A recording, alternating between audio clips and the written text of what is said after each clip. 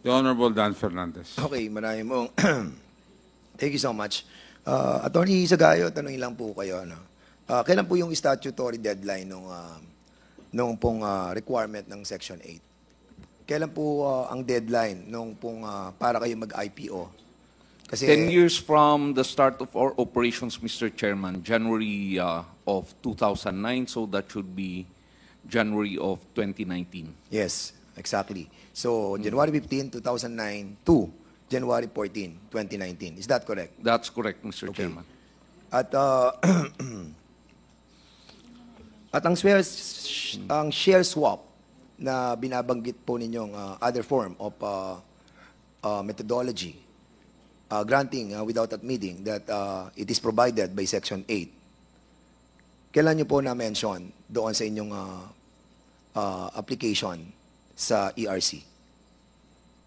The share swap agreement, as far as I can recall, we had been mentioning that in our pleadings. We filed the extension in... Wait po, attorney. Okay. Para po maging klaro. 2 months prior to the statutory deadline on January 14, 2019. 2019. February... 2018, No, sir. November 18 po. November 2018, nag-file po kayo 2 months before Extension. the statutory deadline. Yeah. For extension of Yes, listing correct of po. the share of stocks Extension, of yes. NGCP. Klaro po tayo doon. Correct. Opo. Di po ba? At ang hiningi po nyo ay extension. Opo. Di ba? Ng listing. Di ba? Opo. At nagdesisyon po ang ERC, sabi po nila nung March 3, okay? 2020. 2020. Na sinasabi po nila, denied yung petition nyo. At nag-motion for reconsideration po kayo, at dinenied din po nila. Opo. And on July 2, 2021, nag-file po kayo ng motion for clarification. That's correct. Opo. At doon po, sinasabi po ninyo, gusto nyo i-clarify yung decision. Opo. And then, nag-add po kayo, altering the decision, na sinasabi nyo, pwede po ba kami mag-share swap? Di ba? Backdoor listing. Opo. Yes. Oh, Oo. yeah. Pwede po ba kami mag-share swap? Sinabanggit po nyo noong July 2, 2021. That's correct. Opo. And that was, tapos na po yung deadline na required ng ating pong franchise law na sinasabi po sa Section 8 na sa loob po ng 10 taon, dapat mag-IPO na po kayo, mag-public offering na po kayo. So ngayon, ang tanong ko po sa inyo, since July 2, 2021 po kayo, nag-propose ng methodology na share swap. So, do you still consider that you are within the 10-year requirement of Section 8 of Republic Act 9511? That's our position po, Mr. Chairman. And tinatanong ko po, sir, Opo. dahil ang sinasabi po ng batas, 10 taon. January 15, 2009 to January 14, 2019. Doon po kayo mag-IPO. Dapat mag-IPO po o mag-public offering po kayo doon. Or, considering, without admitting, na pwede ang share swap. Binanggit nyo lamang po ang share swap July 2, 2021. Ang binanggit po ninyo noong 2018 hanggang magdesisyon po ang ERC is all about extension. None ang share swap. Now, ang tanong ko po, did you comply with Section 8 of Republic Act 9511? Definitely, Mr. Chairman. That's Paano our po kayo position. nakapag-comply hindi nyo naman binabanggit ang share swap prior to the deadline? Mr. Chairman, Yun po, klaro na po, Attorney Sagaya. Pareho naman po tayong nagbabasa ng ating po mga decision. Sinabi po doon nakalagay, 2 months before the deadline, the statutory deadline, we filed a 2019, motion for nag-file po ng extension. extension. Opo. Wala po doon. Kahit basahin niyo po yung decision nila at yung inyong petition, wala po kayong binanggit na share swap. Binanggit niyo lamang po ang share swap July 2, 2021. 2 years after the deadline. So ngayon, ang tanong ko po, binanggit niyo ba in any pleadings mula nung nag-file kayo noong November 2018 hanggang ma-deny po yung motion for reconsideration nyo, hanggang nag-file kayo ng motion for clarification. Binanggit nyo po ba prior to July 2, 2021 ang share swap? Mr. 2 points po, Mr. Chairman. Ano po? We were in the decision April of 2020. We were effectively granted the extension. 6 months nga lang po. Secondly, Mr. Chairman, I'm trying to recall all the pleadings that we had filed, and I'm very sure, ad cautelam, I will submit the necessary pleading, Mr. Chairman. But that, Mr. Chairman? I think even prior to that motion for clarification, July of 2021, we mentioned backdoor listing because we believe that whether we mention it or not, the law provides for that alternative. You mentioned the backdoor listing of the share swap, 2009, and you abandoned it. According to the report that you have submitted to the ERC, you submitted the report of ABS-CBN that you have abandoned the share swap. I don't know if you were still there nung inabandon po yan ng NGCP. Nirevive nyo lang po yan, July 2, 2021, after the statutory deadline. Di ba? So, Mr. Attorney Sagayo, I read everything mula November 2018 up to July 2, 2021. Wala kayong minention na share swap. Kasi nga, ang very title of the petition was extension of the listing of the share of stocks of NGCP. Humingi kayo ng extension. Wala naman po kayo sinabi doon share swap And even sa motion for reconsideration nyo, that was denied. Never na-mention po ang share swap. July 2 lang, 2021. Now, ang tanong, since hindi kayo pumasok doon sa period na 10-year, 10 taon, binabanggit, have you violated Section 8, Republic Act 9511? Because you only mentioned share swap July 2, 2021. Mr. Chairman, I really believe that we did not violate the provisions of our franchise. The share swap agreement is clearly provided for under the law. When we filed a motion for extension, that's correct. We mentioned IPO. But during the pandemic, and at the time, we were already granted an extension by the Attorney, ERC. I agree naman sa inyo na provided po yung other mode of offering. Totoo naman po yun. Pwede naman po talaga Ang tinatanong ko lamang po ba sa inyo, kung final nyo within the requirement of 10-year period. Kasi kahit saan ko pagbaliktad din yung mga dokumento na final nyo, petition ninyo, decision nila sa ERC, and the motion for reconsideration ninyo that was denied as well, wala po. Wala ako nakakita. Now, Mr. Attorney, if you can present to me, kahit sa pagbabalik po ninyo, that you have mentioned share swap within that period, then I will agree with you. You did not violate Section 8 of Republic Act 9511. Do you have documents to prove that you have mentioned the share swap from 2019 up to July 2, 2021? Mr. Chairman, we will submit. We'll check our records and we will submit. But be that as it may, as I've been saying, while there is a 10-year period, the law is also clear that this can be extended by the ERC, and indeed ERC gave us an additional period within which to comply as to which option or as to which route that's should wrong. we choose. That's wrong, Attorney.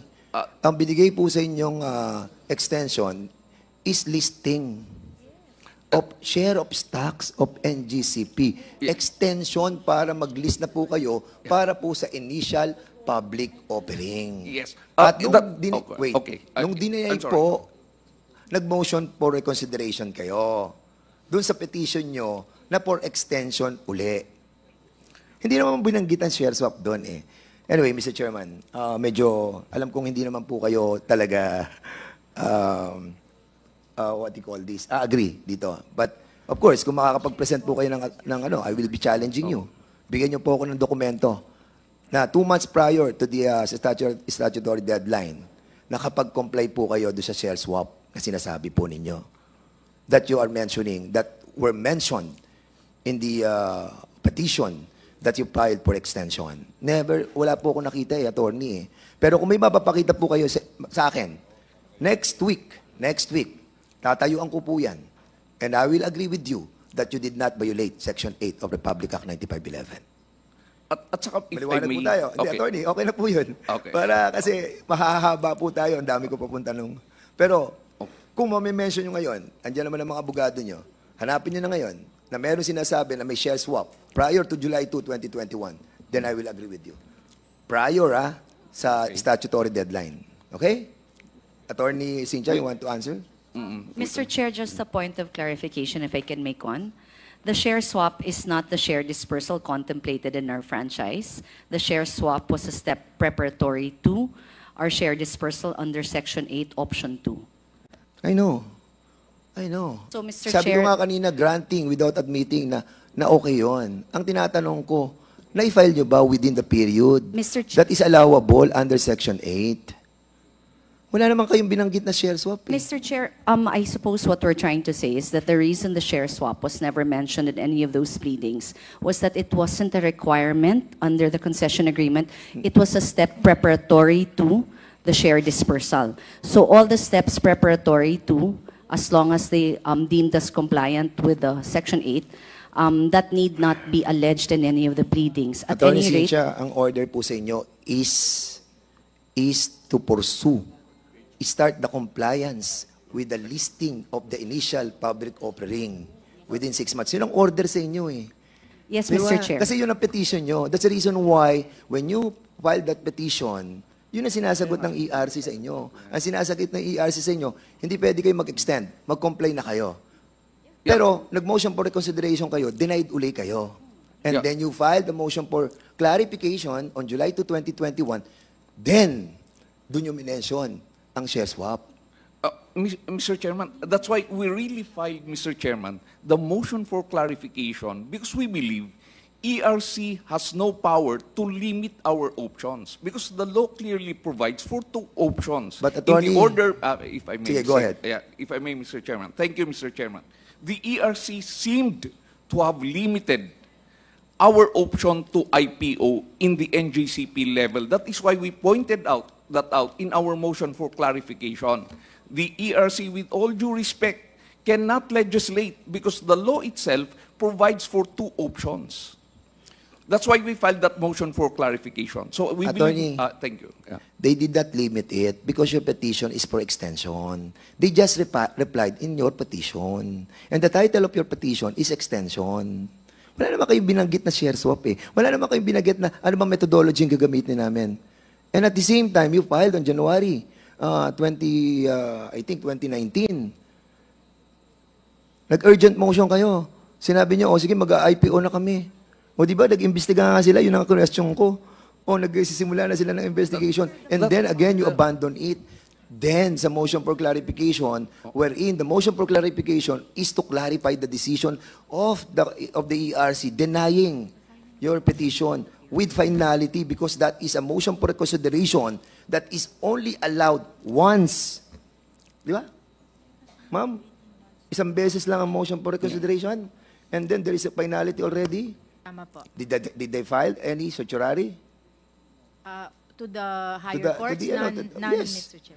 And because you did not file any certiorari, when you received the decision 15 days after, the decision became immutable. Mr. Chairman, correct me if I'm wrong, Chairman Di Malanta, but we only filed 1 motion for reconsideration. Correct. When it was denied, we received the order, our motion for reconsideration was denied. We received the order denying it May of 2021, and we were given 6 months, and we complied. Immediately we complied, count 6 months from our receipt of the decision in May of 2021, the 6-month period would have ended January 14 of 2021. Okay, Mr. natawa naman Chairman. ako doon, attorney. Okay, mabuti at least nagkaroon ka tayo ng break. Okay na, attorney. Alam mo, hindi tayo matatapos kasi siyempre paninindigan po ninyo yan eh. Pero what I'm trying to tell you, Wala po talaga ako nakitang share swap. And even the commissioner siguro would agree with me that there was no share swap that was mentioned prior to July 2, 2021. Would you agree with me, Commissioner Maceda? Well, they mentioned the share swap, Your Honor, in the context of them abandoning it in 2016. Correct. That was part of the evidence submitted by NGC. But that was 2016. No, yes, they abandoned in 2016 based on the information they submitted to the commission Yes. as part of their petition. At yun yung information that I read in your document from the website that according to Henry C. and Robert Cuyuto, they abandoned the share swap. That is correct. It's in fact part of the order, Your Honor. I read it. It's I read reflected it. there. And that's the reason why I'm challenging them eh. Pakita nila sa akin share swap eh, na nag-file sila eh. Di ba? Wala eh. Abandon nyo po eh. So, okay. Punta na po tayo sa sunod. Okay, Transco. May tanong lang po ako sa Transco. Kasi po, dito po, eto, tingin ko wala namang kasalanan ng NGCP dito. Wala kayong kasalanan dito. Ang may kasalanan dito, concession agreement, yung concession natin, agreement natin. Kasi, yung pong ating concession fee is $3.9 billion. At ang equivalent noon, during that time, na ang foreign exchange is $1 to 42 pesos and 75 cents. Nakapeg tayo doon. Nakapeg. Ibig sabihin, ang babayaran nila, 42 pesos and 75 cents mula 2009 hanggang 2034. Question, what do you think about this agreement, this provision, na kung saan nakapeg po tayo sa 42.75? Ang binabayaran po sa atin ng ating pong concessionaire ay nakapix. Walang provision na dapat is merong escalation. Kasi nadadagdagan yung assets natin eh. Bumibili tayo ng mga real property eh. Di ba? Nag-ano tayo, nag-escalate yung ating mga yung ating mga assets eh. But in here, because of this, nawawalan po tayo ng malaking pera. And it is violative of EPIRA law. Particularly, Republic Act 9136, Section 47. Paki-ano mo nga yung yung number 7, please. Number 6 po. Number 6 pala. Number 6. Sige, number 6. Ayan, sa number 6 po, yan po yung concern. Kasi kanina sabi niyo 163 billion. Hindi ko alam kung sino ang tama dito. 168. So, sabihin na lang natin 168.9 billion. Nakapeg po tayo sa 42 pesos and 75 cents. So, ito po sinasabi ng EPIRA. Next tayo. Ang sabi ng EPIRA, 9136, Section 47A, pag pinrivatize po natin yung NPC, ito na nga, pinrivatize na po natin transmission. The privatization value to the national government of the NPC generation assets, real estate, other disposable assets, as well as IPP contract shall be optimized. Ang sabi, yung privatization value, kailangan i-maximize natin. At ito po, sinabi pa sa ating implementing rules and regulation, Rule 22, Section 11A, sa Transco privatization, sinabi, yung award shall result in maximum present value of proceeds to the national government. Transco, ang tanong, having said this, na sinasabi natin sa Republic Act 9136, don't you think that the concession agreement pertaining to this peg na forex exchange natin na 42.75 is in violation of this Republic Act that I mentioned? Mr. Chair, if you will allow, may I defer the answer to President Dennis of PISAM. Sige po. Sige, anybody can answer from PISAM. Mr. Chair, I understand where Congressman Fernandez is coming from, right? That, and I can only assume what government did during that time. Since the bid was in dollars and the 25% of the fee was also paid upfront, which was paid in dollars, the 75% is remaining to be paid over a 20-year period, however in pesos. I can only assume that government at that time agreed to peg it at 42 pesos such that to maintain the value of the $3.95 billion winning bid. But That question- is my assumption, Mr. yeah, Chair. but my question is, kasi binabanggit sa 47A, privatization value must be maximized, sabi. Lahat ng mga assets natin, di ba? At kailangan yung award niyan, kung bibigay natin sa concessionaire, kailangan magresulta sa maximum present value. Proceeds to the national government. Di ba? So, ang tanong, medyo unfair to sa government dahil nakapeg tayo sa 42 pesos. Again, I can only assume that government at that time agreed with those terms, Mr. Chair, and government at that time Yeah. agreed that it was receiving the maximum value for the asset, Mr. And during that time, Attorney Mucha, you were the PISAM Acting Assistant Corporate Secretary.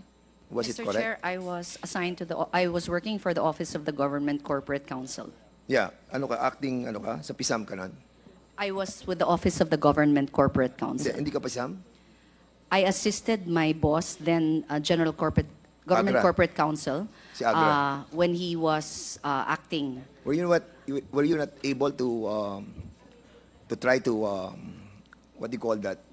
Study that it is in violation of the EPIRA? Mr. Chair, as Corporate Secretary then, the Government Corporate Counsel only took minutes. And that was also the duties assigned to me. So hindi kayo na-involved dun sa paggawa ng concession agreement? Mr. Chair, if I'm not mistaken, that was in 2007, the drafting, no. Okay. All right. All right. Punta po tayo dun sa page 8.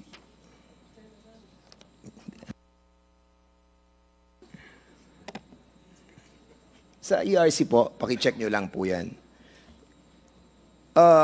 Yung bidding na conducted by ERC para po sa second regulatory period, 2006 to 2010.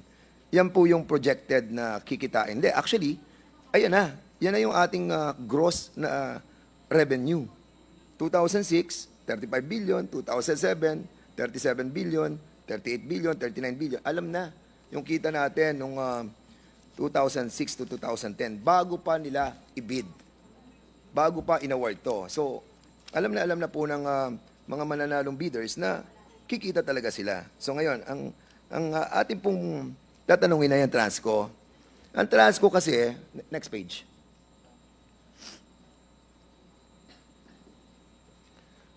Ang Transco projected an income from 2009 to 2034 if not privatized. Paano sila nakapag-project? Because of that page that I showed a while ago, kasi nga may approve na ang ERC na maximum annual revenue at meron ng alam kung magkano na yung gross revenue yearly. So na-project nila 2009 to 2034 that if not privatized, 341.36 billion yung ating pong kikitain. Compare natin doon sa total proceeds from privatization na 168.9 billion or 3.9 billion. In other words, Mr. Chairman, hindi ko naman sinisisi ang NGCP, wala akong sinisisi dito.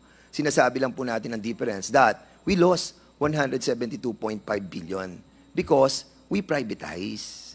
Pero ako to, hindi ko sinasabi yung government before at hindi ko rin sinasabi ang NGCP ngayon. But yun lang po ang observation natin na ang sinasabi ng batas, Republic Act 9136, the award shall result in maximum present value of proceeds to the national government. This was not considered. Punta tayo sa next page. Ito yung sinasabi natin franchise tax. Tatanungin ko po ang Transco. Kasi kanina po natin pinag-uusapan na sinasabi ng NGCP, nagbabayad po sila ng 3% franchise tax. Tama po to, Attorney Sagayo, di ba? Nagbabayad po tayo ng 3% Franchise tax. franchise tax. Magkano po yan? For example, yung 2016 hanggang 2020 po. 3% franchise tax. Opo, yung Mr. 3% po, ano po yung equivalent po? Taon-taon. Can I ask our finance do? 2016 na lang po to 2020. Is it 1.6 billion? 1.6 billion. Total of your franchise tax? Is it correct?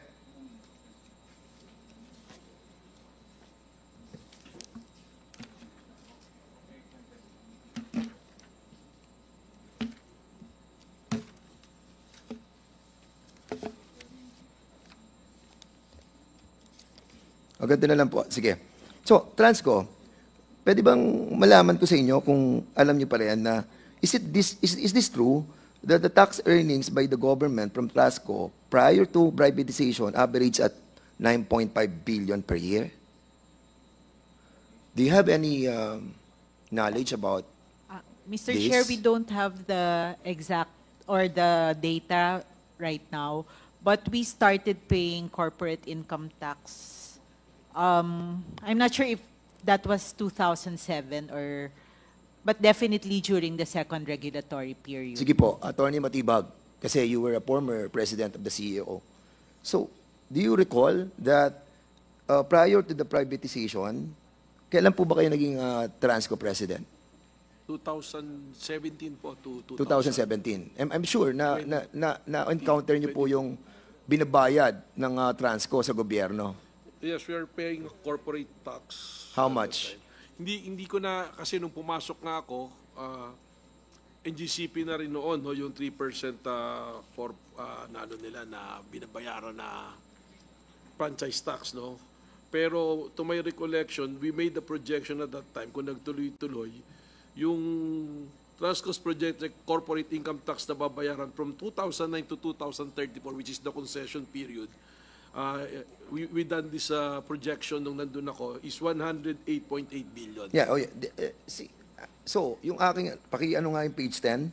Kasi sa page 10 na aking pong pinapresent, it's also 108.8 billion. So, galing sa Transco to.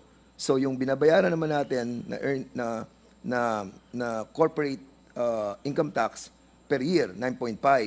Pero sa NGCP, yung projected franchise tax po natin, from 2009 to 2024, 16.3 billion lang. Ngayon, ang tanong, ito po bang 3% franchise tax nyo ay binabayad nyo mula sa inyo or binabayad, kinukuha natin sa consumer? Attorney. Yung po 3% franchise tax po natin, saan po natin kinukuha? Sa sarili nyo kita or sa consumer? We're paying it ourselves, the 3% franchise tax as we speak. We're paying it ourselves, Mr. Chairman. So, mula po nang nabigay ng concession agreement po sa inyo, ay hindi nyo po sinisingil ang franchise tax sa consumer? Okay, I have to qualify my answer, Mr. Chairman. Yes, you have to. Because the you're under oath. Yeah, Tandaan yes, po Mr. ninyo. Chairman, yeah. Sige po. During the third regulatory period, we were allowed by the ERC to pass that on to our consumers, Correct. the franchise tax. Correct. Resolution number 7 of 2009 allowed you. Yes. Allowed us. Allowed and we you. did that up to the Yes. time that ERC issued another resolution saying that it should be suspended. And we did suspend that. Yeah, correct. And henceforth, Mr. Chairman, we remitted the payments directly to the BIR. Thank you for that, for being so honest, no? Kasi a while ago, parang gusto mong... No, I didn't get I hope correctly. mali lang yung aking assumption. Pero parang gusto nyo umiwas na hindi No. Okay, No. very thankful tayo dyan. As a matter of fact, talagang nung 2009, resolution number 7, ay sinabi ng ERC, okay? Pwede nang i-charge yan. Tag-charge na lang natin sa taong bayan, 3%. At hanggang 2023, resolution number 10, nag-decide si Mona Lisa, together with the commissioner, hindi pwede yan. Kailangan hindi i-charge sa tao yung 3% franchise tax. Responsibilidad dyan ng NGCP. Imagine, wala na kayong corporate income tax. Pati franchise tax, i-charge nyo rin sa consumer. Di ba? Napakaswerte nyo. Hindi nyo kasalanan. Nagdesisyon ng ERC eh. Hindi nyo kasalanan. Kaya nga sinasabi ko, hindi nyo kasalanan yung mga sinasabi ko ngayon eh. Kasalanan nila. Di ba? Inalaw kayo eh. Now, ang tanong, dahil sinasabi po ng ERC, hindi dapat i-charge yun sa consumer eh. Kasi franchise tax yun sa inyo na nga in lieu of all the taxes. Wala na nga kayong babayaran eh. 3% franchise tax na lang eh. Hindi pa natin, chinarge pa natin sa taong bayan. Tanong, sir. Since sinabi po nila na nakukorek kasi ang error eh. doon sa ERC. Nakukorek yan eh. Pwede ba nating ibalik sa taong bayan yung 3% na franchise tax? Kasi sabi nila, hindi pwede to eh. Di ba? Ang sabi, magkailangan po reasonable and with kailangan may justice eh, di ba? Being a high profitable entity, sabi nga ni Attorney Mucha, high profit ang NGCP eh. Ano ba naman yung 3% na franchise tax na ibabalik natin sa taong bayan? Siguro naman eh, hindi naman po napakalaki nun. Pwede po ba natin ibalik sa taong bayan? So, well, Mr. Chairman, I regret to answer that at the moment. I need to see whatever resolution the ERC would issue, then we would take the appropriate action after receipt of that decision. Okay, thank you Thank so you, much. Mr. Chairman. Sunod po tayo sa susunod na slide. Mr. Chairman, hindi lang naman po ito yung nawawala sa atin. Again, hindi nyo na naman kasalanan to. Kasalanan na naman ng ERC to. Alam mo yung mga taga-ERC, maraming mga kalokohang ginawa dito. Kaya, alam mo, hindi lahat. Maraming matitino dyan. Alam ko kung sino matitino dyan at sino yung mga masasama dyan. And even the employees of the ERC, mababait po sila eh. Pero may mga dyan, may mga ibang tao na hindi na nakukonsensya. Basta kumita lang. Now, ang tanong ko, sa government, aside sa losses natin sa 3% franchise tax of the concession, ito pong tinatawag nating interest income and yung interest income taxes. Kasi yung ating mga income, merong mga interest yan, mga savings, loans, bonds, merong interest yan eh. At sabi sa concession agreement, accepted yung interest. And we are losing like 1.8 billion for the 25 years. Ayan yung mga losses natin, no? Makikita nyo. Kasi yung interest income tax, may interest po yun eh, yung mga savings loans eh. Saka mga bonds po natin. So, practically, in-exempted kayo sa lahat ng taxes. Nakuha niyo po ba? Napakaswerte niyo po talaga eh. I mean, hindi niyo kasalanan again. Kasalanan ng gobyerno. And that's the reason why we're here. Para maayos po natin yung mga repeal or amendments of the concession agreement or the EPIRA or the franchise law. Yun po yung purpose natin. And we have nothing against you. Okay, trabaho lang po to. Punta po tayo sa next page. Page 12. Tama yun na dinig ko kay Attorney Matibag that prior to the privatization, 15 billion annually from cash surplus to NPC ay nire-remit po ng Transco. Now, ang tanong ko, sa Transco, during that time ng 2005, kasi I just wanted to be educated on this, kung totoo po bang naging debt-free tayo. Kasi itong nakita kong dokumentong ito, for the year 2005, sinasabi nila, nagre-remit kayo ng 15 billion. Kaya nga, nung nagsalita si Atty. Matibag, nagulat ako. Parang totoo pala to. So, totoo ba na nagre-remit na kayo prior to the privatization? At ang PISAM, no longer secured loans for Transco to finance its separation and capital expenditures since 2005. CAPEX were sourced from its internal cash generation. So, nagagawa na ng Transco yung trabaho niya. Nakakapag-remit pa sa gobyerno ng 15 billion. Ay, what's the essence of the concession agreement with NGCP? Kung nagre-remit na pala kayo ng 15 billion. Correct? So, meaning, ang bigat ng ginawa ng gobyerno during the time. Tanong, sir, can you kindly confirm to me that we are really remitting 15 billion a year sa government as surplus? Surplus, ha? Ibig sabihin, nakapag-operate ng Transco. Do you have a knowledge about this? At tinagurian tayong crown jewel dahil ang laki ng binibigay niyo sa gobyerno. 15 billion ba naman? Surplus. O next page, para makita nyo. Ayan, 14.7 billion to be exact. The Transco cash surplus. At ang NGCP, yung mga deferred payments natin, 13.8 billion. The projected average annual cash surplus of the Transco is 14.7 billion, which is higher. Mas mataas pa tayo doon sa deferred payments ng NGCP. Bakit tayo nag-concession agreement? Again, hindi po ninyo kasalanan. Punta po tayo sa page 15. Hindi masagot ng Transco eh. Pero sana ma-research po nyo yan. Bigyan ko kayo ng copy nito para at least malaman po natin kung may yung veracity. And I wanted to find out sa ano rin po sa I think DBM or sa GOCC, ano, yung sino bang head ng GOCC ngayon? Can we invite the GOCC in the next time, Mr. Chairman? Okay. Ha? Ang dami pa nito. Okay, yung value po ng ano, ito pang isang hindi kinonsider ng concession agreement. Kanina nakikinig po ako sa balitaktakan po ninyo ni Attorney Melvin Matibag, ng mga nandito. Kasi nga, Attorney Matibag was not allowed, or according to him, he was not allowed, pero pwede naman po. Ang tanong ko kasi, bakit po ba during that time, that according to you, you allowed him, but according to him, hindi siya ina-allow? Ano ba reason bakit nagkaroon ng ganong confusion na ayaw niyong papasukin at sabi niyo naman pinapapasok niyo? What is the reason behind? Mr. Chair, may I be Yes. recognized? Actually, that's what we are also asking because perhaps Mr. Matibag did not know he was already at the control center when we had the briefing. Because again, I repeat that we allowed Mr. Matibag and Secretary Cusi to enter the control center, actually the dispatch floor, which is usually reserved only for dispatchers. Even myself, I'm only allowed to go onto that floor at limited times. If I have guests, it is only at the conference room adjacent to the system control floor.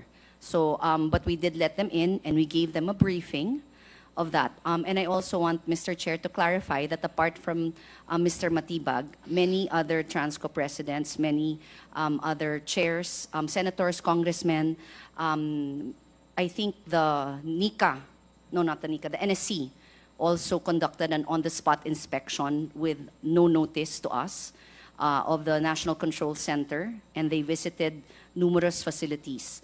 We Okay. reiterate, Mr. Chair, our position that our facilities are highly secure, but they are not closed, especially to government, for so long as the protocols are observed and the not the limitations, the requirements under the concession agreement are observed.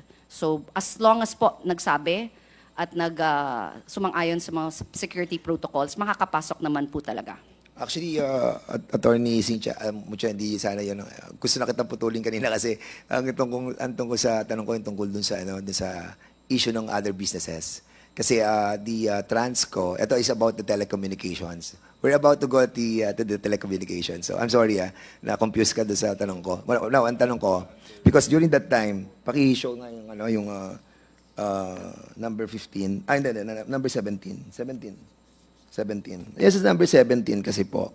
Ang Transco sumulat sa NGCP noong March 28, 2017 and follow on April 11, 2017 on reports about the dismantling and the installation activities of telecommunication facilities and requested to allow Transco to inspect. Nakita ko, nabasa ko yung sulat ni former President Attorney Melvin Matibag kay Mr. Henry C. Ito yung issue that I wanted to be clarified. Because there was a allegation that you were installing telecommunication facilities inside the NGCP facilities, which is owned by the government. Is it true that you have dismantled and nagkaroon kayo ng de-installation ng mga telecommunication facilities during that time that former President Melvin Matibag wrote you a letter on March 28 and April 11, 2017. Mr. Chair, may I be allowed some latitude to explain? Yes. And to answer. I do recall at this time, Mr. Matibag called the press conference and we were told that we were conducting telecommunications businesses on the transmission facilities. And if I recall correctly, he showed photos of certain installations. And again, if I recall correctly, these were actually antennas of Globe and PLDT that were born out of co-location agreements. And again, I recall that these co-location agreements are not unique to NGCP. In fact, they were among the many contracts we inherited from Transco. Further, Transco also, especially at the time of Mr. Matibag, knew of these co-location agreements because they were made party to the applications in the ERC when we reported our income for these co-location agreements, because we are under obligation to use up to 50% of the proceeds from those co-location agreements to lower the transmission cost, which we did regularly, and we reported and applied these applications to which I think Transco was either a party or copied, furnished copies. Parang hindi ko nasakyan yan na Attorney Mucha. Sorry, sir. Ang sinasabi- Tagalogin ko po. Kasi parang, Wala pong parang medyo, negosyong- ang tinatanong lang, simple lang. Nagkaroon ba ng de-installation ng mga telecommunication equipments and facilities? Because kanina sinasabi mo may mga pictures. Sige, we'll show you the pictures, ano? Siguro, yung number 18. Pakita lang natin. Yung number 18. So, walang nangyaring de-installation, walang nangyaring itong mga facilities ng telecommunication, walang na nangyaring dismantling of all these facilities that andyan po sa picture na yan. Mr. Chair, as far as I can see, these are what looked like could be Sorry site po yan. offices that also are common when we have construction. I cannot tell from this vantage point what those are, but certainly we have not conducted any business involving transmission assets without the knowledge of Transco. Are you familiar with this, Attorney Melvin Matibag, with all these pictures that I showed in this committee? Are you familiar with this? Yes, Mr. Chair. It was reported by our personnel nung initially nagbibisit, nakikita nila yan. Pero alam nyo, Mr. Chair, ito na naman yung problema natin kasi I've been here, nagnayari na to for 5 years sa akin, balik na naman dito eh. Kaya sinasabi nila hindi sila nag-engage, pero as early as 2012, may mga letters sila that they are engaging in Yeah, I know yan. telecommunication business. Well, In fact, nag-add pa sila na kung gusto nyo ng broadband, makipag-usap kayo sa amin. I think between the words of Attorney Alabanza in the documents at hand, siguro naman with all due respect to my dean, when I was teaching in San Sebastian, best evidence rule, the document will speak for itself. Kahit hindi na siguro ako mag-explain, Mr. Chair, yung dokumento na lang yung magsasalita. Yeah, and I want to show a document. Page 16, please.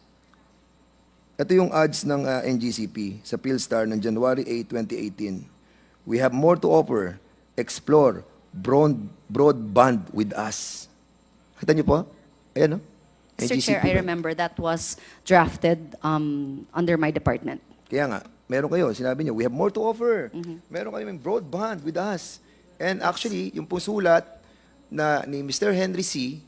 kay Rolando Bacani, ang sinasabi niya, it is therefore imperative that NGCP retains its exclusive use Yes. over the fiber optic facility. Di ba? In violation of the concession agreement, section 8.03, which requires PISAM's prior written consent to engage in any related business. Show the 15. Because the value of telecommunication business dito, hindi natin na-consider ng government. And the telecom facilities, ang laki po ng ano niya, ng tinatawag po nating annual gross revenue. Umaabot siya ng $22 billion. Doon pa lamang po sa current market value ng GSM. Yung mga 3G, yung mga 5G. Dati 3G lang tayo eh. Ang presyo niyan, almost $20 billion. Hindi pa natin sinasabi rito yung fixed line. It's also give us an annual revenue, gross, $5 billion. And I think, dito po nanggagaling Mr. Chair. ang may I? NGCP. Sige, go ahead, Mucha. Mr. Chair, an invitation to explore is not the same as engaging in the business. It was allowed under the concession agreement that we would be allowed to maximize the use of transmission assets, including related businesses. It was indeed contemplated by government, which is why it was written into the concession agreement. Yes. However, Mr. Chair, we did not go into business. There were, perhaps, it was contemplated, but to actually engage in business? No. In fact, Mr. Chair, after that little, for lack of a better term, tiff with Transco at that time, NGCP decided to give government free of use of the dark fiber embedded in the transmission So, system. paano yung dark fiber? Can you educate me on that? Again, Mr. Chair, Transco should know about this because laying of the dark fiber or the fiber optic cables. Bakit hindi nyo napag-usapan ngayon ng gobyerno? Dahil hindi na, our concession agreement, alam mo, magbe-benefit ng ano dyan ang gobyerno. Yeah, if I may be Yeah, allowed. sige, go ahead. Mr. Chair, the fiber optic cables were laid down beginning Transco's time. So at the time that we inherited the transmission system, there were already certain facilities that had the fiber optic cables. Now, the dark fiber is what they call the portion or the core of the fiber optic cables that are unused. Kaya po dark, kasi pag fiber optic, nag-iilaw po. Ngayon, meron pong potential talaga yon. Kaya nga po isinulat sa concession agreement na kung sakaling mapaggagamitan yung facility, including the fiber optic cables, nang hindi po necessarily connected to transmission, maaari pong gawin ng concessionaire yon, which is NGCP, as long as ibigay po nila a maximum of 50% nung mapagkikitaan nila doon para pababain ang singil sa Correct. transmission system. Ngayon, Yes. sir, ang sinasabi namin, nagkaroon po ng related business, pero hindi po sa fiber optic cables. Naisip ba ho namin gamitin yung fiber optic cables? Yes po. Natuloy ba po? Hindi. Ang natuloy lamang po ay yung aming kasunduan sa gobyerno na ibinibigay po namin free of charge yung use ng dark fiber. Right Yes, now po, okay. yung DICT po, pinapairal niya po yung agreement na yon kasi nagkakabit na po siya ng last mile. Alam mo, Attorney Mucha, sana hindi kayo nagka-problema. Kung kumuha lang kayo ng prior consent, di ba? Bago ninyo nag-offer kayo ng exploration, nag-post na kayo sa website ninyo, and then, according sa mga documents na nakuha ko, meron na mga purchase sa Globe and Smart eh. And that's the reason why I'm trying to tell you na potential to eh. Di ba? Dapat pag-usapan nyo na to ng PISAM or whichever part of the government agencies na i-explore talaga natin to. But the problem is, hindi kayo kumuha ng consent. Anyway, eto na, punta po tayo. Kasi, Mr. Chair, just one small clarification. Attorney Mucha, mahaba na salita mo, Mabilis ha? lang po, Oh, 10 sige. seconds.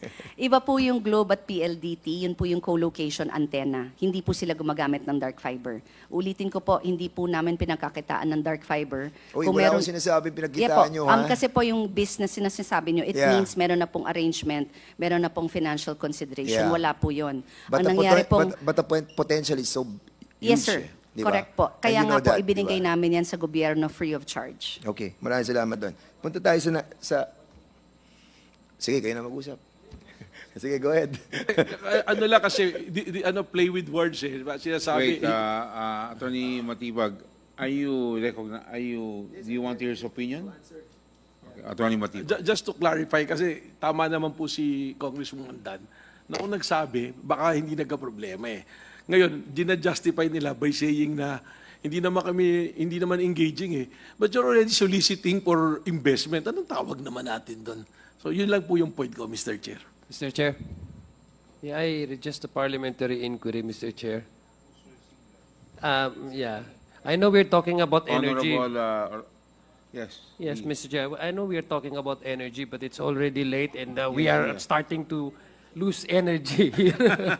We ask Congress, how yeah. many pages will the chairman Dan will try to Yes, ask. maybe we will have to give, because he waited for so long, no? That's why I would like to give him enough Thank you, Mr. space Chair. I can and stop. time No to be able to problem. raise all his positions. Hindi, saka kay... So you can raise Boss all the Rufus. arguments you would like to raise in, Yeah. you know, he's been doing this since 2019, and let's give it to him. Honorable, Hindi, para at least hindi lang mawala Honorable yung, Dan Fernandez. yung momentum. Kasi You have papunta the na tayo floor. dun sa issue kanina na hindi clarified eh. We have to show our documents. Sa page 19 po kasi, sinasabi po doon sa inyong pong franchise law. Pakita po natin. Yan. Sinabi po sa franchise law nyo, the NGCP franchise law delegated yung power of eminent domain to the NGCP as Transco concessionaire. It provides that only private property may be acquired by NGCP for purposes of its franchise. Kasi ito, nag-expropriate po kayo doon sa Social Security System ng 60,852 sa Pasay City. 230 kilovolts substation project. At nire-require lang po doon 2,000. Bakit po bumili kayo ng 60,852 tapos ang kailangan lang requirement is 230 kilovolt na 2,000 square meter lang ang kailangan na lote? Mr. Chair, again, may I be recognized? And may I be given Please wide proceed. latitude to answer? First of all, Mr. Chair, we begin with that the SSS expropriation has been abandoned. Second, strictly speaking, it cannot be said that there's an absolute prohibition from expropriating government property. Expropriation is allowed for so long as the property is held by the government in its proprietary capacity. Second of all, Mr. Chair, it's not unusual to have a substation that big. Again, maybe this would serve to invite members of the committee to visit one of our substations because these facilities are very big. It is not limited to the footprint of your transformer. There are several large lines that have to come into the facility in order to bring in and take out the energy that passes through the transformers. So, if I may po, no, kung imagine niyo yung mga transformer namin, giant version po ng mga 110 to 220 step-down transformers. So, pagpasok po ng kuryente, may malaking linyang papasok, meron din hong malaking linyang palabas. Pero, meron din hong mga control center. Mucha. Kaya malaki po yung kinakailangang footprint, hindi po unusual. Nung panahon po ng Transco, meron tayong mga facilities po sa Bulacan as well as in Cebu that are Kasi, of comparable Atty. Mucha, size. gabi na, sandali muna. Okay. Okay na, naintindihan ko na yun. Okay? Pero ang sinasabi po, 60,000 square meter yung pinapurchase nyo. Pero 230 kilovolt substation lang to. Hindi to nagre-require ng 60,000 square meter. Why? Transco. Ang laki ng 60,000 square meter. At sa 230 kilovolt substation project, does it require 60,000 square meter? Who are you addressing that to? Sa Transco, alam nila to. Transco, please reply. Mr. Chair, based on my estimate that 60,000 square meters is too much for just a substation, even including the incoming power lines or the outgoing power lines. Yun ang sinasabi ko. Kasi nga 230 kilovolts lang Before, to. Engineer, kung masyadong malaki, ano dapat tamang sukat sa 2,000 tingin nyo? square meter. That would depend po kung ano ang capacity ng substation, ano ang... Hindi, yung pinag-uusapan ng substation para sabihin nyo malaki, dapat meron kayong pinagbabasihan. Normally, a 2-hectare area might be already sufficient. So that's For? about 20,000 square meters. What's the size now? Hindi. Kasi yung 230 kilovolt substation, Mr. Chairman, hindi naman nagre-require yan 60,000. Oh, so the Siguro 60,000 is 6 2,000, 3,000 hectares. is enough. So Diba? siya sabi Tama? niya, 2 hektarya. Yes, 20,000. Kaya pwede na. Hindi ho. Hindi, kasi 20,000 ang bilanggit niyang 20,000 square meters eh. As I was saying, wala hong straightforward na tawag nito sukat yan kasi marami pong factors involved like yun nga yung capacity, kung ilan po yung number ng... Alam niyo ba yung pinag-uusapan ng substation na yun? Alam niyo ba yan? Hindi ako totally aware dyan, but yun pong capacity na yun na 60,000 is too much for just one substation. Okay. Ito bang property to, kung matanong ko po, malapit ba to sa SMOA? I think so, Mr. Chair. Malapit, di ba? Yes. Mr. Chair. So, sandali, wait. yeah. May tatanong ulit ako. Malapit sa SMR o MOA. Now, ang tanong ko, abandon? Inabandon Yung niyo na yung... procurement of that property, yes. Yes. Sinong nakabili ngayon nung property? Wala sa pangalan ng SM? I have no idea, Mr. Chair. Wala po kaya sa SM? Nope. Sa PISAM, we asked this PISAM, ano po nangyari dito sa property na to? Have you encountered this issue about the property? Importante po to ha, kasi Hindi natin pwede expropriate yung mga government property. Ang sabi sa franchise law, only private property may be acquired. Mr. Chair, this is not part of the PISAM property, so I'm not aware, Mr. Chair. So wala sa pangalan to ng ng NGCP surely No, Mr. Chair. Even yung It's sa a public record po. Even yung sa may ito, Laguna to, area ko to, sa Barangay Bitin, Bae, Laguna. In connection with the Lumban EHB Bay 230 kilovolts transmission line. Ayan, nakasulat doon kanina. Pakita ko nga yung number 619 ulit. Nag-file din kayo ng expropriation against the NPC, NPSAM, on the properties in Barangay Bitin, Bae, Laguna. Meron kayo niyan? Mr. Chair, again, we would like to clarify that, strictly speaking, you can expropriate property held by government in its proprietary capacity. Hindi nga, sinabi nga ng franchise law, hindi pa pwede. Private property Mr. Chair, in may the be franchise law, acquired but not the government property. Nakalagay yung maliwanag ng franchise law. Di ba? O sige, next page tayo.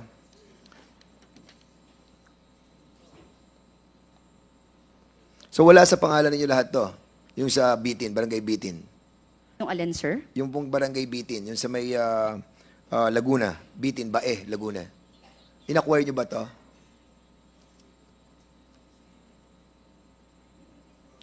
Alam siguro ng PISAM to, kasi property nyo to. NPCO, yan National Power Corporation yan sa Barangay Bitin, Bae, Laguna. In connection with the Lumban EHB 230 kilovolts transmission line project, wherein the subject properties are in the name of NPC. Pero, ang ginawa, in-expropriate. Ang tanong, nasa atin pa ba yan or nasa pangalan na ng NGCP? Hindi nyo alam. Mucha. Mr. Chair, we, again, Mr. Chair, from the very beginning, NGCP follows the guidance of the laws and the rules in the concession agreement. If there were any properties taken, that would have gone through the relevant proceedings in court, and we follow strictly what and adhere to the law and the rules. Okay, sige. Alright. Hindi alam ng PISAM no? Kindly submit to us, kung nasa pangalan pa ng NPC to. Yes, Mr. Chair. Okay. Punta tayo sa number 21. Kasi kanina pa pinimension tong si Mr. Liu Xiaoqiang, saka si Mr. Liu Xinhua, okay. Si Mr. Wenbo. Kanina ko pa nadidinig sila. Nung pang nakalaas ng hearing. Okay, pakita po natin yung page 22. Sa page 22 po, kasi nga, we wanted to find out kung talagang itong mga sinabi natin mga Chinese citizen na to have issued documents. Pakizoom lang natin yan. Ayan po yung NGCP Memorandum, reference number H, Human Resource Department, 2011-08-457, showing the HRD manager requesting approval of the reassignment and deployment of drivers. Ang nakapirma po dito ay si Mr. Liu Xiaoqiang. Do you remember these documents? Document na nandiyan sa screen?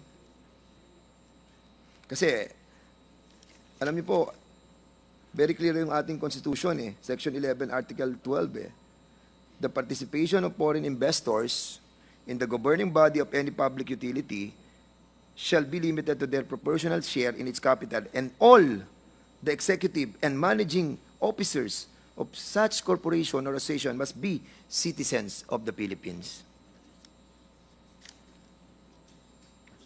Next page, 23. Isa pa pong request na sinulat naman, inaprubahan naman po ni Mr. Liu Xinhua, Chairman of the Board Audit Committee, is the approving authority for the filling of said position. Ayan, andyan din po yung request form, naka-assign po rin dyan. At ito ay nung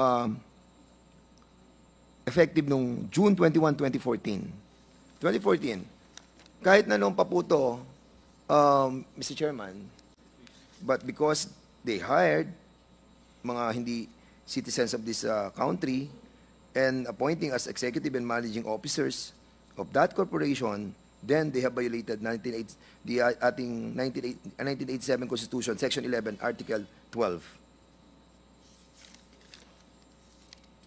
At ito naman si Mr. Wenbo sa page 24. Next.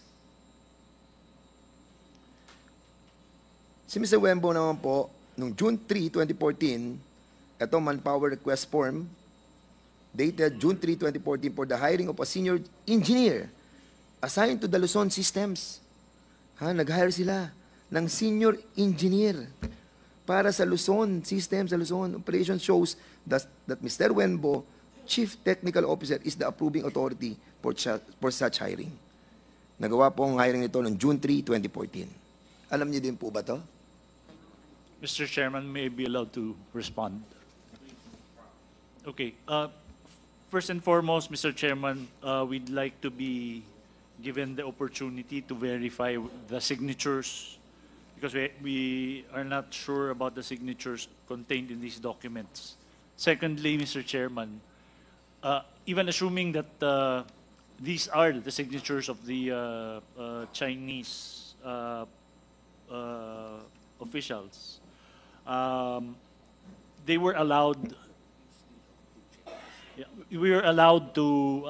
They were allowed to do so because of the permits and the visas that were issued to them. But we will.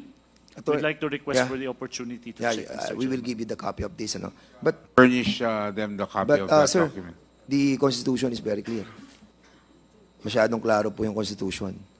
Kailangan po, Philippine citizen po yung executive and managing We are of aware corporation. of that, Mr. Chairman.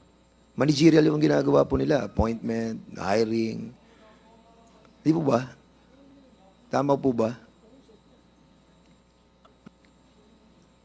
Mr. Chairman, like we said, if it is part of the authority given to them by the DOJ, then they are allowed to do so.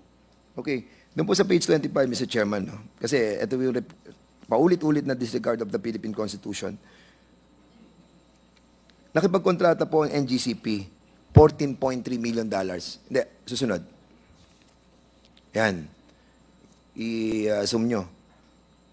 Si Wenbo, andito. Sayang, wala na si Anthony Almeida kasi siya yung Chief Administrative Officer during that time at si Wenbo yung Chief Technical Officer.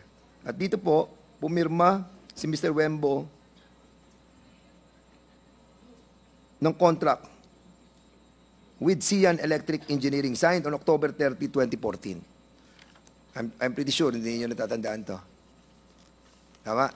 Sige, we will be giving you a copy. And lastly, Mr. Chairman, dito po, sa documents that I'll be presenting, si Mr. Wenbo, nag-sign din po, susunod.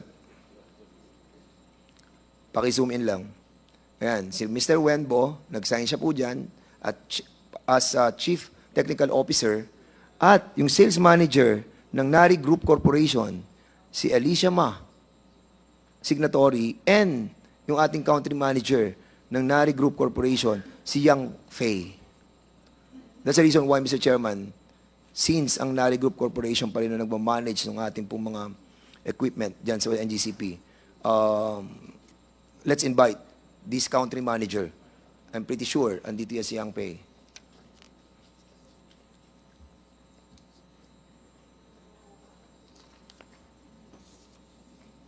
Okay, Mr. Chairman. Punta po tayo sa page 28.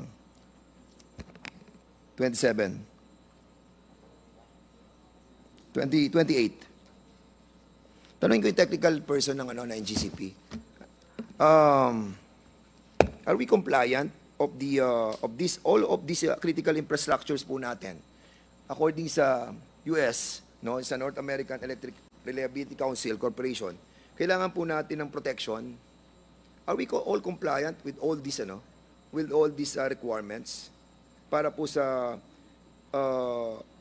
tamang standard and audit according to our international accepted standard on protecting our grid?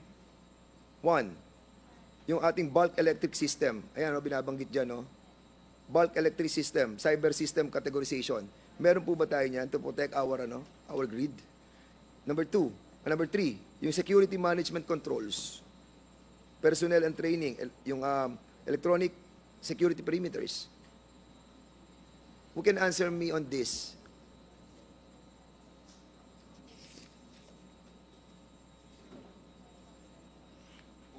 To respond to the question of the Honorable Dan Fernandez.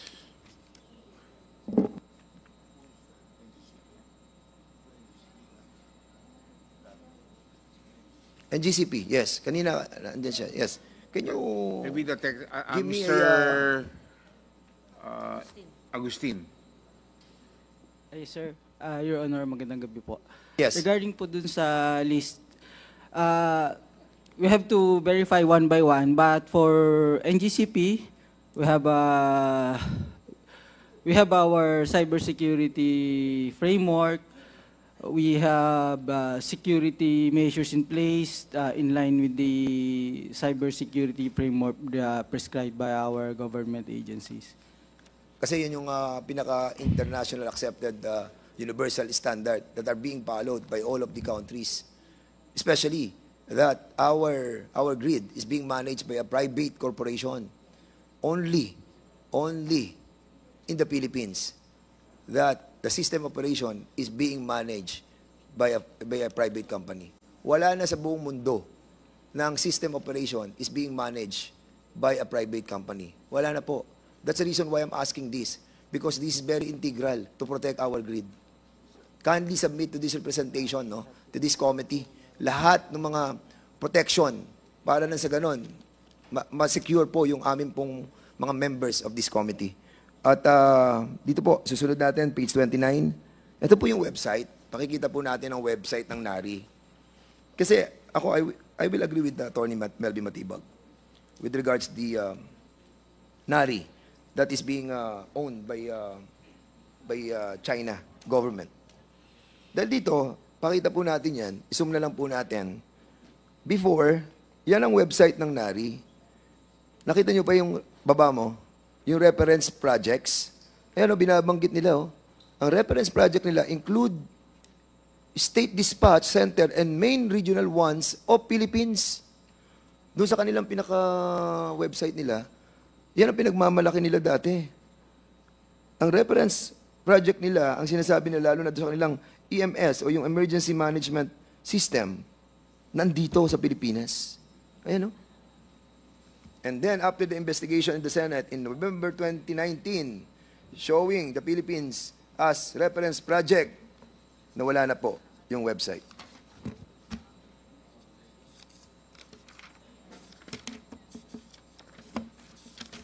Punta po tayo sa page 34. Para sa, Sharon, can you kindly confirm to this representation? Ito pong, kasi under Republic Act 9136, sa kanilang, sa ating pong implementing rules and regulation, Rule 6, Section 8, sinasabi, submit an updated TDP or Transmission Development Plan for approval to the DOE on a timely basis. Sabi, timely basis. Each year, to integrate, for integration with the PDP and the PEP. Kasi meron tayong tinatawag na di ba? Yung Philippine Energy Plan, PEP. At ini-integrate natin yung mga Transmission Development Plan na sinasubmit ng NGCP. Ang tanong, ayan, makikita mo naman yan, Yusek, compliant ba sila? Kasi kapag nakita ko yan, ang kanila submission, hindi sila nasa tamang panahon ng pagpapadala sa DOE and even in Congress. Can you kindly confirm with this representation yung submission ng mga documents pertaining to the Transmission Development Plan is on the timely basis? Mr. Chair, only when we started in 2022, because talagang pinilit yun, Mr. Chair, na matapos yung first kasi the previous years, there were, there were issues with between NGCP and Transco, and the document was not filed timely enough, Mr. Chair. So meaning, ibig sabihin, dahil mayroong away ang Transco, saka ang NGCP, hindi po sila nagsasubmit.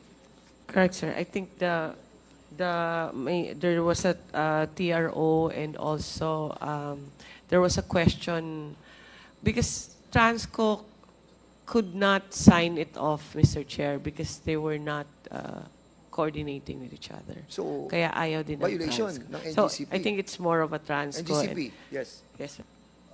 Is this true na hindi nyo sinasubmit sa DOE yung mga TDP? Attorney? Mr. Chairman, I'm sorry, I didn't get the... Apologies, I didn't get the... Okay. Sabi po sa batas, sa Republic Act 9136, sa Implementing Rules and Regulation, Section C, Rule 6, Section 8, Letter B, submit an updated transmission development plan for approval to the DOE on a timely basis each year for integration with the PDP and PEP. So ang tanong ko, nagsasubmit ba kayo on a timely basis? Kasi sabi ni Yusek, dahil sa away nyo sa Transco, hindi kayo nag-submit. Is this true? Mr. Chairman, nagsasubmit po kami sa DOE. Mr. Chair, yes. Our department order requires that the approval of, or well, not approval, that it's certified by the Transco. Okay. Hindi po nasasubmit ang Transco. So can we be clarified, Attorney Melvin Matibag, being the former Transco president? Yes, Mr. Chair. Yeah. What Yusek Garing was saying was correct, but I would like to add, there was a department order issued by the then Secretary Cusi that the submission of the transmission development plan before submitting it to DOE, padaanin po sa Transco for an endorsement. Ayaw nila eh. Kaya the reason being ito na siguro yung panawagan kanina nung isa nating congressman na dapat magtulungan tayo, sama-sama tayo. The reason being, ang ginagawa ng ng DOE is because eventually dun sa review magkakasama rin naman eh. But for reason only known to NGCP at that time, ayaw nilang mag-submit. In fact, I'm not sure, hindi ko na ma-recall exactly. They filed the case pa sa RTC sa Quezon City asking for TRO dun sa department order. Ba't ayaw nyo mag-submit siguro NGCP? ang bottom line dito, Mr. Chair, it becomes a habit of NGCP na pagka may mga problemang ganyan, they will go to court, punta ng Court of Appeals, punta ng RTC, punta ng Supreme Court. Well, that is of course the right of everyone, but eventually, ang nagsasuffer po naman dito palagi is yung taong bayan, yung public palagi. So, Okay, yun po, maraming Mr. salamat. Chair. NGCP, with that statement that was delivered by Attorney Melvin Matibag, na hindi nyo po merong advice o letter si Secretary Cusi? Department order po. Oh, may department order sa inyo, idaan nyo sa Transco para at least bago dumating sa DOE. So, hindi kayo nag-comply sa department order. Mr. Chair, the TRO was against the department order of the DOE. The TRO? Kami yung question yung issuance namin. Against sa inyo? So nagkaroon ng TRO? Nagkaroon ng TRO? Mr. Chair, but it expired in na-archive because TRO is only good for 20 days. So still, hindi na rin tinuloy. Having said all of that, still, hindi sila nakapag-submit on a timely basis sa panahon mo. Ganun po yung nangyari, Mr. Chair. Thank you so much. Okay, so ancillary services, you are mandated by the EPIRA law that kayo po ang system operator, kayo rin po ang ancillary services. Tanong, matagal nyo nang pinag-aawayan to. Gusto ko nang magkaroon ng clarity dito. Firm and non-firm contracts. Ayan na naman tayo. 5 taon na natin itong pinaglalabanan. Kumpleto na ba ang firm contracts? Mucha. Mr. Chair, again, may I be allowed wide latitude to answer. Yung firm and non-firm, actually, the firm contracts were an invention of NGCP. We implemented that during Transco's time. Puro non-firm po yan. But we decided that it would be a better procurement strategy to do firm and non-firm. However, in 2021 or thereabouts, we were directed to conduct a CSP and contract all firm, which we complied with. We conducted a CSP in 2023. around 2023, Mr. Chair, forgive me if my dates might be inexact, but we did comply with that directive of the ERC. But the CSP will relies on the interest of the bidders. So as far as I know, there are still some contracts that some capacities that have yet to be contracted, but only because there weren't enough interested bidders. We plan to hold a second round to complete that. So we are in compliance with the orders of the ERC on that, in that regard. ERC, same. Yung yung kanilang regulating reserve, contingency, and dispatchable. Kailangan lahat yan may ancillary services. Lahat yan dapat firm contracts para wala tayong brownouts. Kaya tayo nagkakaroon ng brownouts dahil nga non-firm eh. Hindi committed eh, di ba? So, tanong, dun sa tatlong tinatawag nating ancillary services, regulating reserve, dispatchable, contingency, so lahat ba complied na sila sa tinatawag nating firm contracts? Sa Luzon, Visayas, Mindanao. Iba-iba yan eh, di ba? Apo. Mr. Chair, I think nabanggit na rin po naman ng NGCP, hindi pa po covered ng lahat ng firm contract. Pero siguro po banggitin na rin namin, Mr. Chair, nasabi po kanina kasi nga merong kakulangan ng level of interest nung nagpa-CSP si NGCP. Ang maganda naman pong nangyari because nag-reserve market na tayo, lumabas po yung mga reserves. So meron po tayong enough reserves. Yung iba sa kanila kakontrata ng NGCP, yung iba po nasa reserve market. So isa nga pong tanong na... Sino bibili nun? Sino makipagkontrata doon? Ang bumibili po ng reserve si NGCP din po. Nakakabili, nakakapag-comply sila? Opo, nakakabili naman po. Pero sa lahat ng ancillary services? Po, yes. Except Luzon, Visayas, Mindanao? For some instances po, I think in Visayas, tinatanong ko lang po yung level ngayon, pero in Visayas po yung meron pa po tayo sometimes nakakulangan. Pero in general po, we have enough reserves. Thank you, NGCP. At least nagko-comply na kayo sa ancillary. Okay, eto na. Last na to. Sir, Mr. Chairman. Okay. Kasi eto sa Transco, no? Kasi sa right of way, sino nagbabayad? NGCP or Transco or PISAM? PISAM, no? Di ba? Mr. Chair, if I may respond. Yes. Doon po sa mga dating or lumang transmission lines, Transco po ang nagbabayad sa mga claimants doon sa right of ways. Pero doon po sa mga bagong transmission projects, NGCP po ang nag-acquire ng right of way. So pag nag-acquire nila, kaninong pangalan?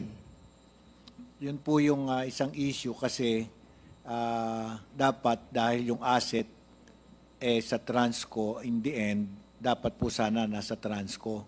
Pero the way nire-register nila yon nasa pangalan po ng NGCP. O bakit nasa pangalan ng NGCP?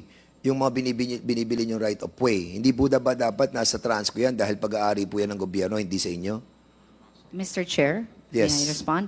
I refer to RA 9511 Earth Franchise, Section 4.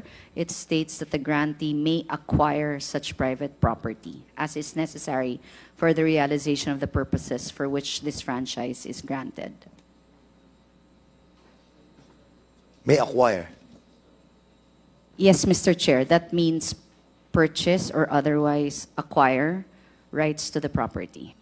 So, kaninong property? Sa inyo o sa gobyerno? Mr. Chair, the obligation under the concession agreement is that we have to turn it over at the end of the period, but under the franchise, we are given the authority to acquire property. Okay, ang tanong, kung iti-turn over nyo sa government, I agree with that. Sige, sabihin na natin. Mr. Chair. So, ay, ma'am, sige. Mr. Chair. Yusek Karin. The concession agreement, which is a private agreement among the parties, says that it should be under Transco's name. Nakalagay sa concession Mr. agreement? Chairman, Attorney Cynthia, Yeah. wag tayo magkakaroon ng gross misrepresentation dito, ha? Mr. Chair, if we may be allowed to respond. Yeah. Sige, okay, go ahead. Yeah, Mr. Chairman, it's correct. Under the concession agreement, it should be in Transco's name. But if it is provided that if NGCP can get a franchise, then NGCP may acquire the property under its own name.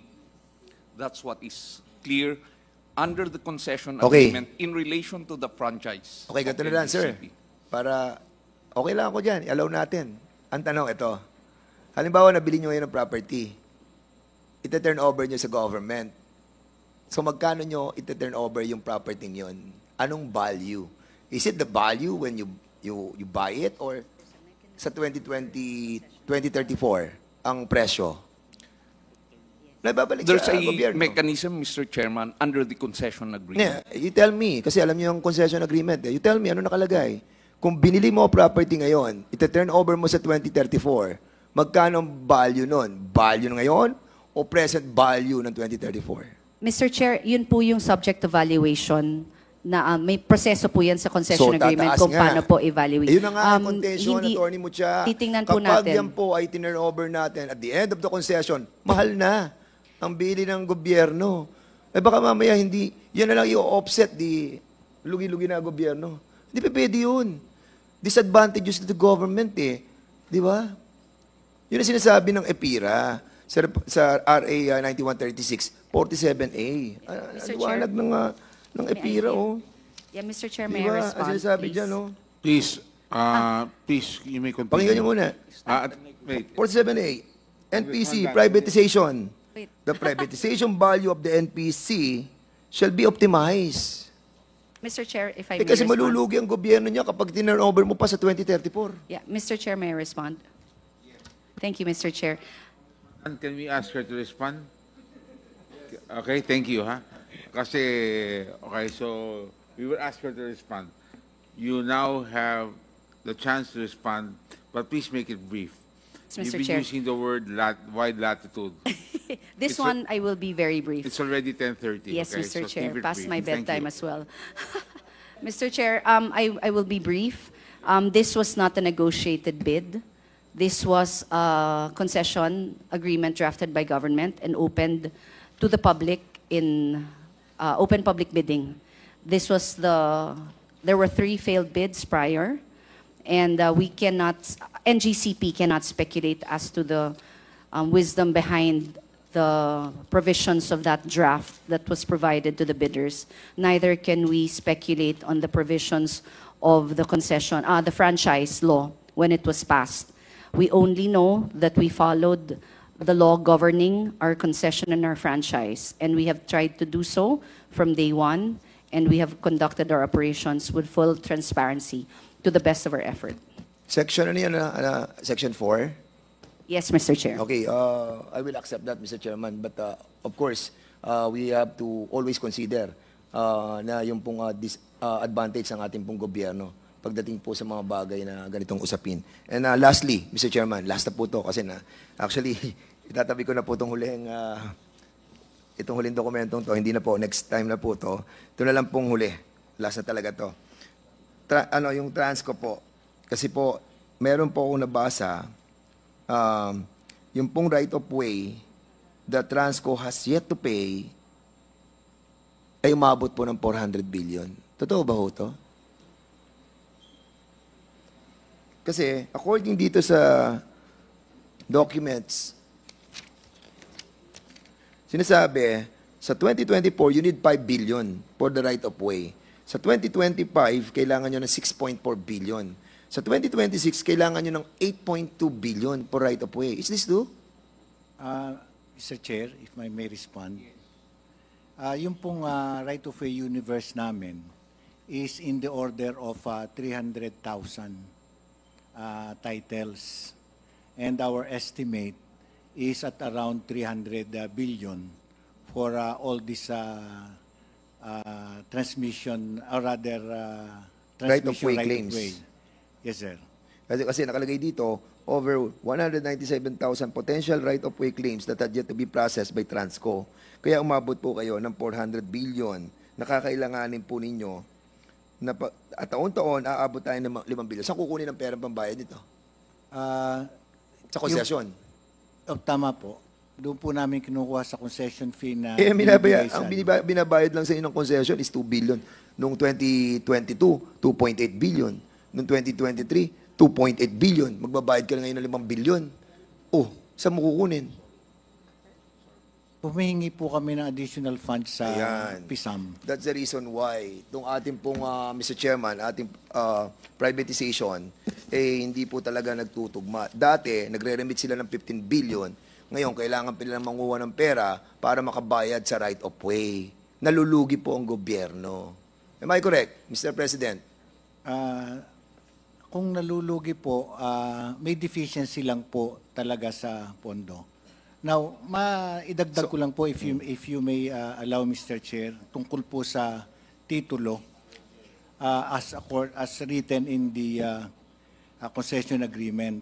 Ang sulat po sa 5.01 title, notwithstanding anything in this agreement, Transco shall retain title to, first, all transmission assets, intellectual property rights, to all assets comprising projects under construction or new projects, and 3, all easements, right of way, or other real estate interest, and so on and so forth.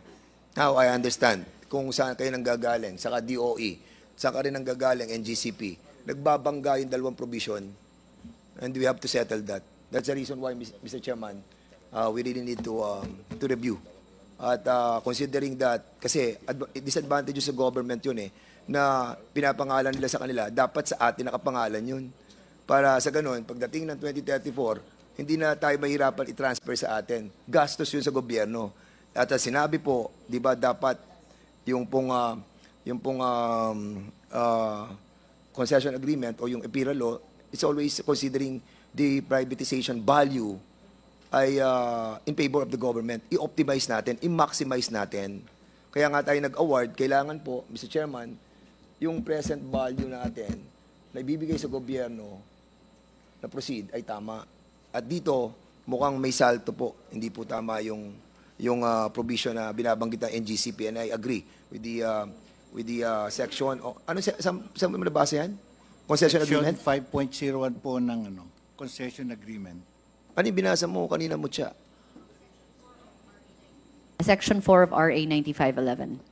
Oh, tinan mo, nagbabanggaan yung dalawa Anyway, Mr. Chairman, yun lang po muna at dahil alas 11 na po, maraming po salamat. At magandang gabi po sa lahat.